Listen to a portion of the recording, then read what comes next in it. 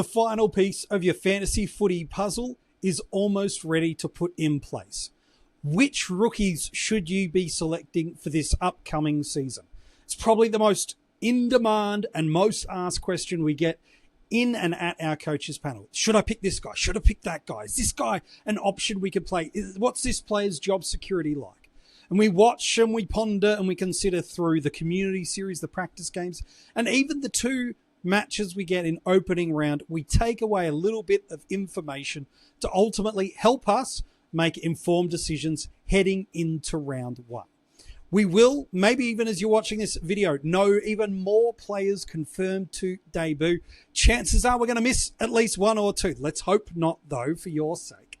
But who are the cash cows and the rookies that we could put on field with some confidence? Are there any at all? Who are some guys that are worthy of a bench spot? Are there some speculative picks that we should keep an eye on? And who are some guys that are going to play, but maybe not really worth considering unless we run out of options? Those are going to really be the 4 subcategories or tiers, if you would like, that I'm going to rank these rookies for you, and we'll go line by line. Do you agree or disagree, though, with my tiers, with my ranks? I'm really open to your opinion. If you're watching this on YouTube, make sure you comment below and let us know what players you would move in and out, and if we've missed out on any guys. Let's talk about the defenders. Are there any that I want on field? The short answer is no. Now, does that mean you shouldn't have any on field? Well, no, of course not.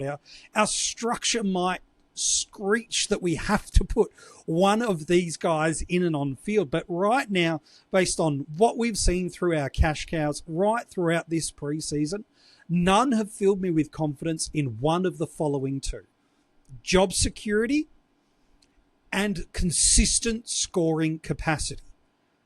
People might have one or the other, but I don't see a cash cow that right now I say, yes, I could put this rookie on field and I'd be thrilled about it. Now, this is not the only category I've got a no on-field options that I would recommend. The good news for you is this. With opening round, we've got a little bit of information. But from now till the end of round 4, we've just got 1 week. We need to have best 22 on field. And in SuperCoach and Dream Team, you've got the flex.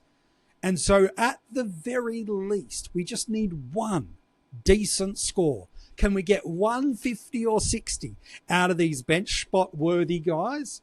And we'll be fine. It will get us through the first month and we'll have learnt something by then. Maybe some other rooks will have popped. We might not need one, but do I advocate for any rookie on field? No. Does that mean you can't have one on field? Of course not. There's just none that I have supreme confidence in fielding. Look, I've got 3 defenders that I think are worthy of a bench spot, and depending on your structure, you could probably have one of them on field. Jackson Pryor from the Bombers, Zach Reed, and also Luke Traynor. Chances are Luke's probably got named by the time you're watching this episode. If not, I'm pretty certain we should see him debut for round 1. The challenge was all 3 of those guys. They're all on the taller side of defenders, and no really accumulators. So I think their job security of all 3 should be pretty strong. But in terms of being someone I'm thrilled to have on field, none of them are there. But I do think their job security for all 3 is as good as we're going to get. Reed and probably feels like the number 1 most secure rook. Traynor and Pryor, I think with some decent performances early, should lock themselves away early. They're the 3 that I think are worthy of a bench spot. Next subcategory of rookies for defenders are guys I think are going to play early. So early is in the first 4 to 8 weeks of the year. I think these guys will play, but they've got some limitations. Either they've got some scoring concerns. They've got some concerns about how often they're going to be in the best 22. They've got a sub concern, or they've just got genuine job security that I don't know if we'll see them very often.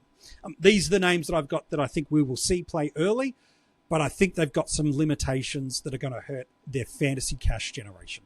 Bo Allen, Toby Travalia, Alex Tyree, Jess Buzzslinger, Ben Patton, Josh Gibcus, and James Leake.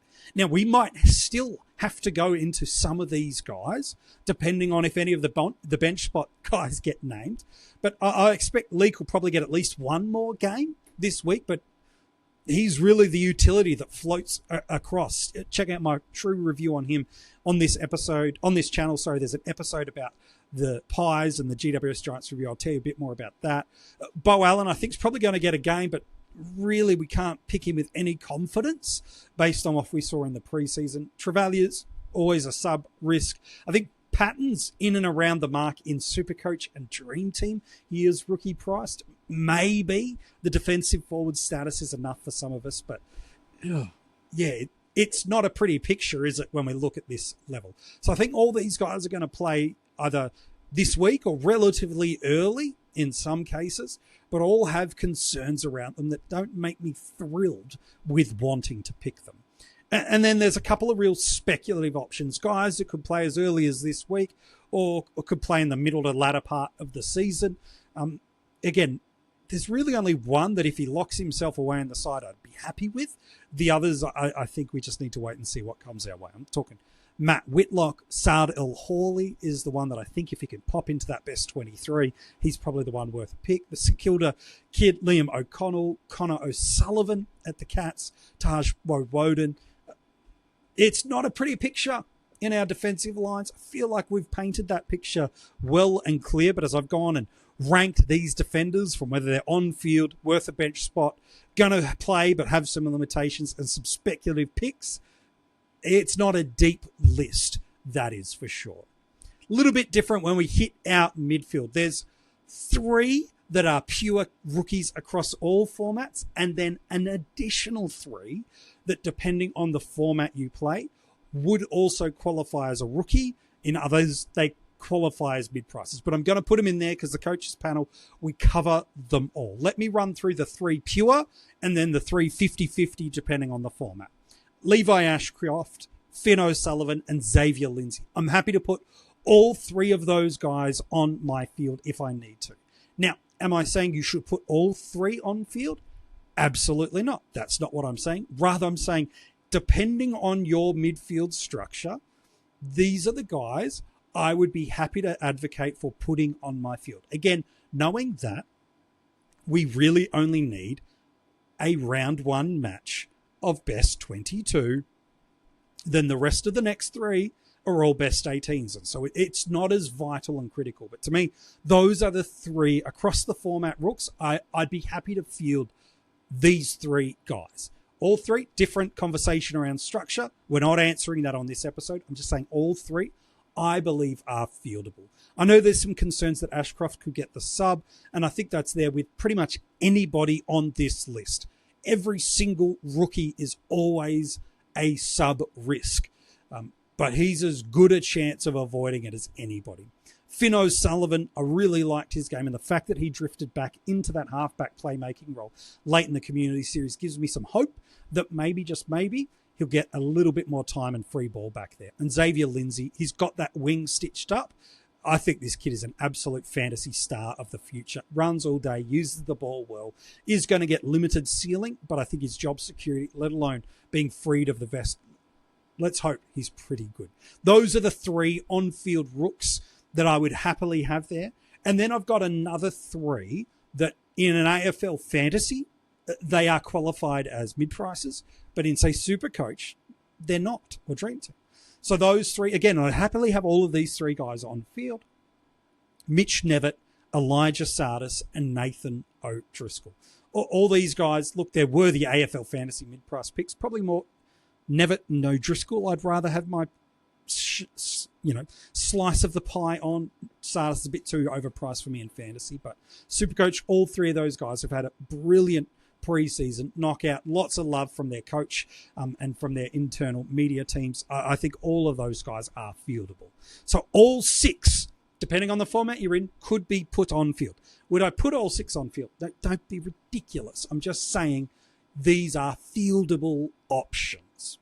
Who's worthy of a bench spot? I've just got the 4 that I think are worthy of a bench spot. Sam Layla, Harvey Langford, Hugh Boxall, and the already confirmed to debut at time of recording, Lucas Camporelli. I think all these guys have relatively good job security in their sides. All of them are primed for the vest, even more so than those other guys that I've said are on-field options. Lawler's only just really started to have non-contact training. Langford, he's going to take time. Boxall, what does this team look like with Sinclair? Camporelli looks like he's got that wing spot locked up, but we'll have to wait and see. I think all four of those guys are worthy of a bench spot. And gosh, Camporelli, if he avoids the vest early, we'll get that look and see. He might be the one you end up putting on field because that Richmond matchup is tasty. Personally, I'm not advocating for it, but I think it's a consideration for you to look at. Some guys I think are going to play early, but have got some limitations on them this year for a number of reasons, mostly low job security or vest or both. They are Sid Draper, Josh Smiley, Angus Hastie, Murphy Reid, and Angus Sheldrick. All these guys are going to play some footy early for us. All these guys actually have fantasy footy favourable games, but in Sid's case, cracking into that midfield, I think he's a prime. First couple of games, the Crows will use him with a vest to just let that explosiveness and settle him into best 22. Smiley's had an interrupted pre-season, so I'm not too sure we'll see him early, but let's wait and see how the proper club reports come out Tuesday night. We'll find out a little bit more. Hastie, I think, will play early, but has got really questionable job security. Reid and Sheldrick, I like what I've seen in parts of them, and in other parts I have not liked what I've seen from them. So I think all of these guys are considerations for us. I wouldn't say they're first choice on-field or bench options. These guys become selectable considerations if either we can't afford the others and or some of them just don't get picked. And then some other guys that I think are speculative picks that might and will see some games early. You've got a Tommy Gross out at West Coast. Tom Hanley at Sydney, we've already seen him play. I thought he looked good, but his scoring does look a little capped as that small forward. Christian Moraes and Sam Marshall cracking into teams that it's going to be a little bit harder for them, but I think they sit in that space. So those are the mids that I've got through there. You agreeing with my categories and tiers so far? Totally fine if not. Let's talk about the rucks. None on field. Just none. I thought for a minute there, Liam Reedy, who in Dream Team and SuperCoach is rookie priced, might have been an option, but yeah, that Community Series game ruled that out. But I do have Liam Reedy, Harry Boyd, and Archer Reed as all R3s and worthy of a bench spot. I think if you're hoping for a playing ruckman, this is the market that you are shopping in. Madden from the Giants might get a game with no Kieran Briggs, but should Briggs come back relatively quick, I think he's a fair way down there. So I probably wouldn't put a Madden in that spot. Rather, if I was hoping for a green dot, these would be the three guys in consideration.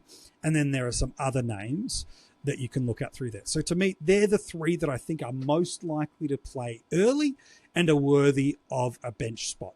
Really, who gets picked where and when, whether you want, in the Archer Reed case, the ruck forward versatility, or if you just want a pure ruck, you can choose. I think that's your R3 choices there.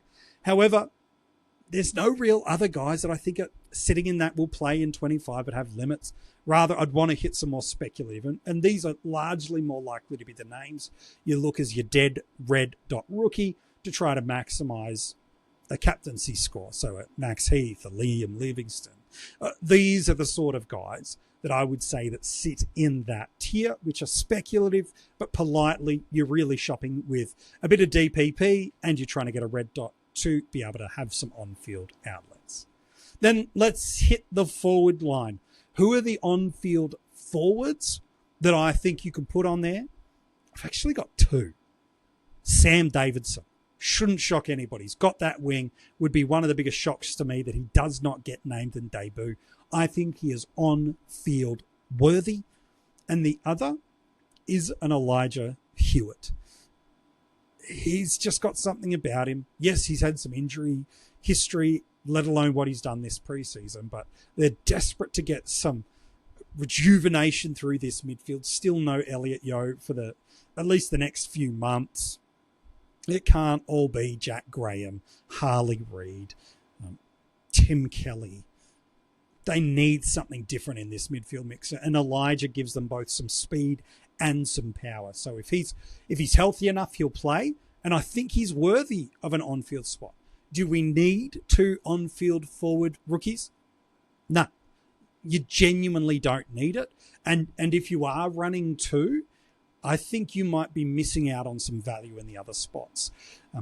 This is a year that we've got so much mid-range value, whether they be breakouts due to a dual position that they've got available. We can pick them in the spot, some role changes in their squad, departures in their squad, let alone injuries that have given them a discount for us.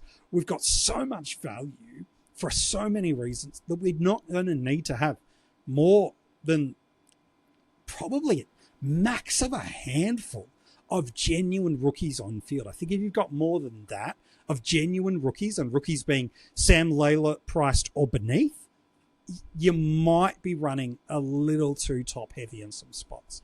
But I think Davidson and Hewitt are both fieldable options in your forward line. Who are some other guys that I think are worthy of a bench spot? There's a couple, and again, 2 of them are SuperCoach pending. In the other formats, they're not. So across the formats, will be a Connor Stone, an Isaac Kako, and a Joe Berry. I think all 3 of these guys have pretty good job security, but they have pretty limited scoring ceiling. Stone really feels like he's the third wheel behind Whitfield and Ash in terms of moving the ball from half back, a little bit like how Perryman was, kind of would float through midfield and the back line, but never really be in one enough spot to get enough ball. Stone's going to sit in that spot, but I think he'll be fine for us as a bench option. Kako and Berry, I think they're both clearly best 22 for their teams, but small forwards really need tackles and goals to bump their scoring, and they're just not going to kick 4 or 5 goals, those 2, every single week and lay 7-8 tackles. They're going to need one or both of those things to pop a decent score. Wouldn't want them on field, but I think their job security is pretty solid. And then from a SuperCoach perspective, I'd throw a Sam Powell-Pepper and a Tom Lynch into that space.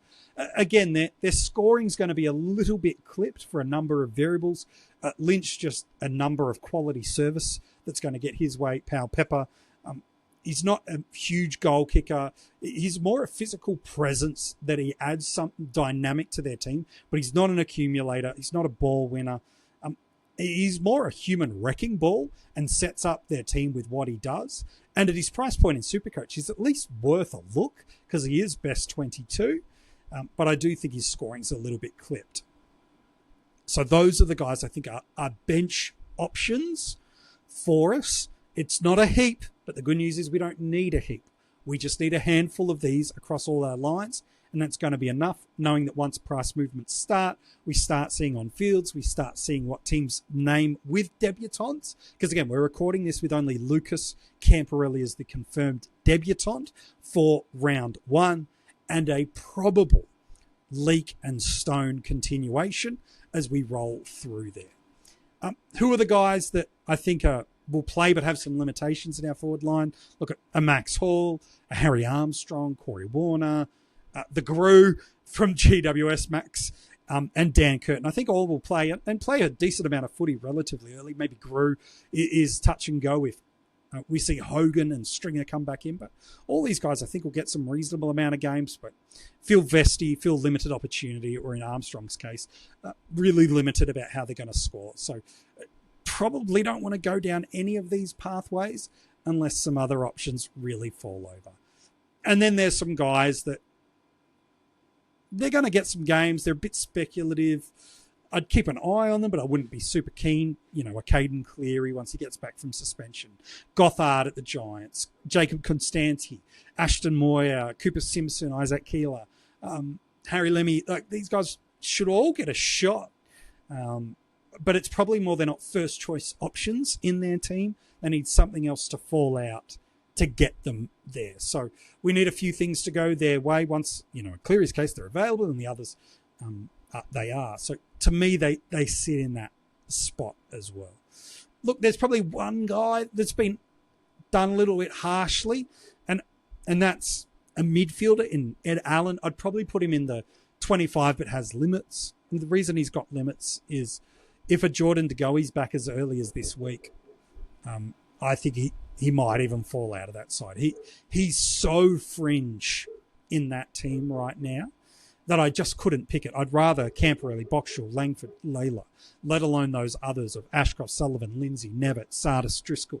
I'd rather all those guys ahead of Allen. I think if Allen at the Pies is someone you're needing to look at, despite he's got one part of his price movement already loaded in, I just couldn't go there. So I deliberately looked over him because I don't see a world, barring injury, where he gets in there. So look, maybe he belonged in that speculative option. He was just a last-minute addition. But do you agree or disagree with my rookie ranks? Would love to know. We've done all this without knowing outside of Camperelli who's getting picked. So could look a little silly. And that's the beauty of creating content, isn't it? You put yourself out there. Sometimes you nail it, sometimes you don't. But let us know. Comment below with who do you think are on-field worthy rookies. If you're watching this on YouTube, we'd love to know who you think they are. If you haven't subscribed to the channel, turn notifications on. And given this video a like, it takes 2 seconds to do all 3 of those things, but it makes a huge impact for us. Every single day of the preseason, we have been and will continue to drop an episode per day as an audio podcast. Make sure you subscribe to the channel. Give us a 5-star rating. And if you're an Apple Podcast listener, be sure to leave an encouraging review. We'd so greatly appreciate it. Inside the description of this episode is all the details where you can get your hands on some Coaches Panel merch. Join our Patreon. They got this episode a day early. Yep, we take care of our Patreons. And also you can get in touch with us across social media. All the handles are inside the description of this episode. Hey, thanks so much for tuning in. We hope you've enjoyed this episode. We'll be back with our final strategy session of the preseason. We've got a Q&A. Maybe we'll try to sneak something else in if we get a little bit lucky. Hey, thanks so much for tuning in. We'll be back with you again with another episode here at the Coaches Panel real soon.